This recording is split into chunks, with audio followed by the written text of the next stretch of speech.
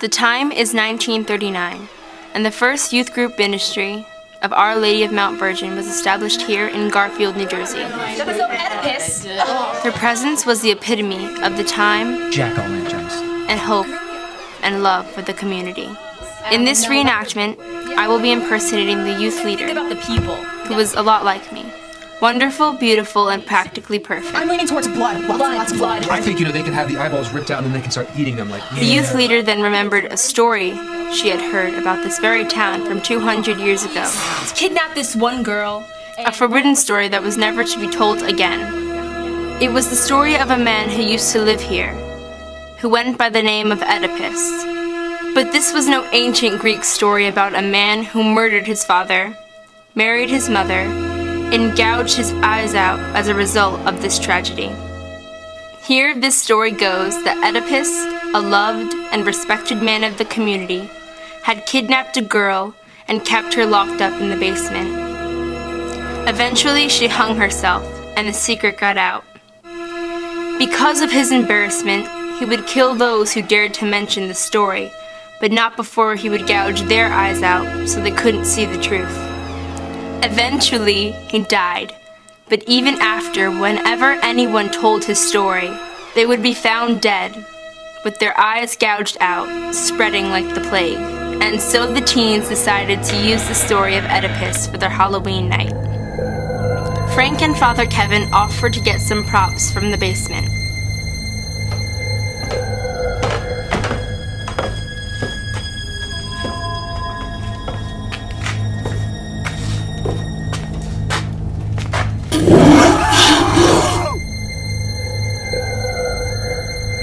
Sophie followed from several feet behind.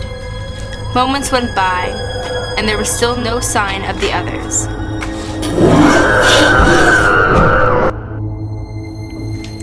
The youth group leader decided to take a look for herself. She slowly walked down the steps, and when reaching the bottom, took a look around. Father Kevin? Father Kevin, you alright? She headed towards the steps, and saw Sophie's disfigured body in one of the bins. Sophie!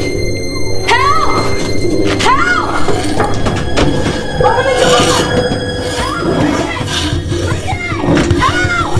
Somebody! Bridget! Open the door! Banging and screaming, the door was locked shut.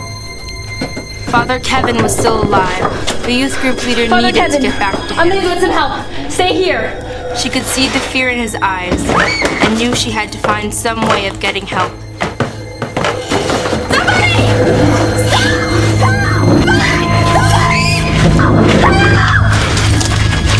There stood a figure unknown to her, and by grabbing her by the head, he gouged her eyes out.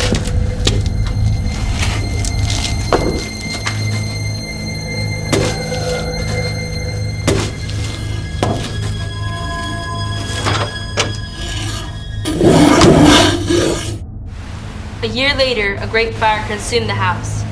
No one knows how the fire began, but the story goes that people from the community did so in order to end the plague.